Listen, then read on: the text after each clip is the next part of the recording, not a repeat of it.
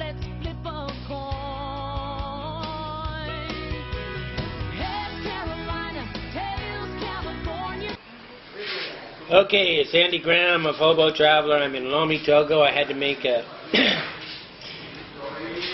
kind of an emergency move because I left the Mont Placé area because a big lady came out.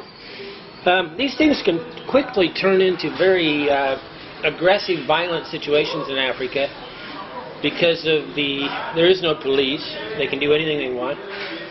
And if they could get a quorum going where the fat lady and say the other guy or three people could agree, if they could get three of them to agree, they would just come over, grab my camera, take everything from me, and think they owned it.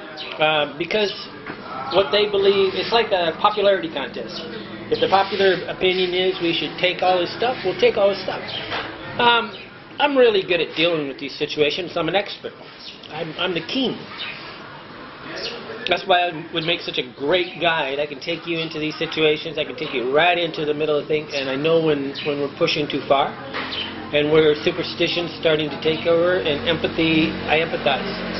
And I know how to not get upset, not lose my cool, and walk on out of it. And I took a film of her. I hope it shows up while I was leaving. Okay, Rocky. I'm over at my secret hotel now, which is probably not so secret. I'm about ready to unload it because they really are not. They're not much different than the cheap hotel. Okay, this is only $3 more, guys. Rocky asked, he noticed from videos items that would make life easier. Duh, of course, I could return home and my life would be 10 times easier. This is Mission Creek problem. You want to live in another place, but you want it to be exactly the same as at home. There's reasons why people move to another place. I mean, obviously, if you live in a $70 a month apartment, or you're living in the Philippines or Thailand, there's places that's not true. There's really, in Thailand and Philippines, there's not girls. There's girls they can buy. So prostitution's normal. So girls are normal, you can buy. But there's a real funny people there too, and the cost of living is real cheap. So you have really high quality of living in Thailand, Philippines, or some of these places. Cheap. I mean, you can live in Thailand really cheap, much cheaper than the Philippines. And so the quality of life can be really high, and the great thing about the Philippines, Thailand, is you can buy anything and everything you want. It's electronics, and you can buy anything you want. So there's reasons monetarily where you can lower your thing. But what he noticed from video, items that would make life easier. At a certain point, you just go back home and life's easier, right? And then he asks, say for example, he rented an apartment for years. First of all,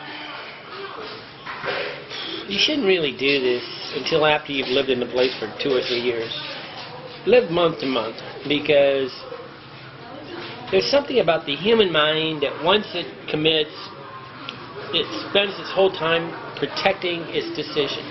I just walked away from an apartment. I'm deserting an apartment I paid for a year. I paid for 1 year in advance, and I'm not ever going back. I don't care that I lose 8 months worth of rent, because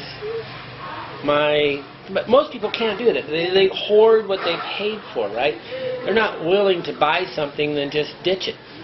They're not willing to burn a $20 bill. Can you burn a $20 bill? I can.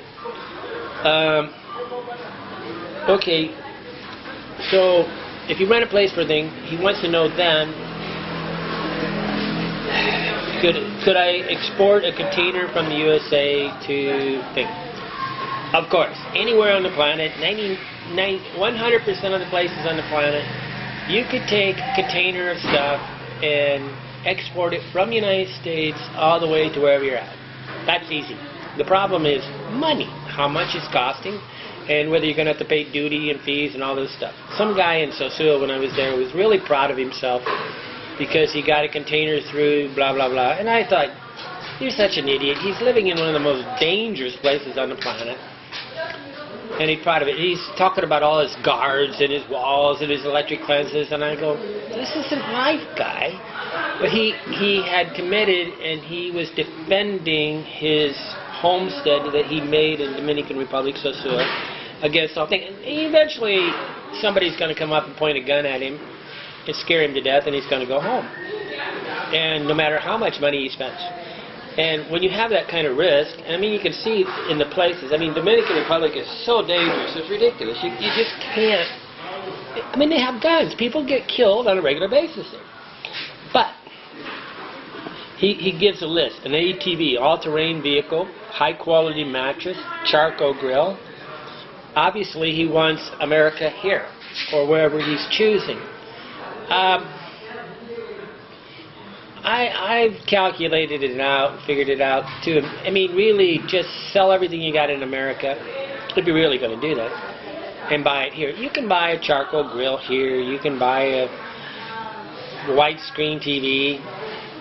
You can buy all that stuff. It's just that it's going to cost almost 30% more,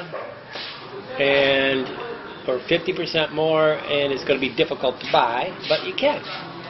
And it's by the time you ship this stuff here, you know, there are things that you're in love with and that you need to bring from the United States. But most of the stuff, unless you're here on business. Now, if I got sent here to work for the United States Embassy, I would want a container of my stuff, and I want no time adapting. They're going to have to pay for me to be here. They're going to make my life the same as America, but here. And I'm going to be working here, and I'm not here to become part of Africa, part of adapting. I'm here to work. And you got to really get it through your head. Are you going to a country to be part of the country, or are you really trying to take America and build a colony here? And this is why you should really wait at least a year or two of being in a place, and don't make all these fancy plans. And I know these expat websites, they go on and on and on and on. And 80% of them are in America. 99% of the people are in America, and they're not really there. Go talk to somebody that's been there for 7 or 10 years. If the guy hasn't been on the ground in the place for 7 or 10 years, their opinions are worthless. Okay. But can you do it? Of course you can do it. How much? I don't know. I mean, I'm in Indiana getting a container, blah, blah, blah. I will tell you that what you should know on import-export and all this stuff is there's airport to airport shipping. And you can make airport to airport a lot cheaper. And truthfully, probably in a trunk, you know, if you happen to be in a place like Lake Atalan in Guatemala is a real good place because you have this constant people, missionaries coming, and they basically courier stuff in with it. Wally in Lago Atalan, is that his name? He's an ex-attorney, he's a missionary, he brings in money, he brings in missionary groups as like a business. He has a constant way, and then like, what's his name? There's a guy that sells medicine. He's like the doctor. Well, what he does is he has stuff couriered in with these missionaries, and when there's a constant flow back and forth, you can have things taken out, things taken in, and you can get people to bring in a microwave. You can get people to bring, but a lot of times they're not valuing their work. I mean, I value my work, so the amount of time I spend thinking, worrying, and the risk, just go buy the thing and pay the extra 35%. If I have to talk, think, worry, I value my time. So I'm a business guy. I think in time, and I mean, most of these guys don't value time, and they're more than willing to take advantage of their goodwill of their friends to try to save $50. But can you do it? Of course you can do it. Anywhere on the planet, you can get a container shipped anywhere. Any way you do it, import-export is 100% common any country on the planet. They import-export, getting it through duties, getting it through customs, jumping through the hoops, that's another question. Okay, thank you, Rocky. Good question. Wish you would have told me where you're from and what you're from, you know, what country you'd like to send us to. I could get a better answer, right?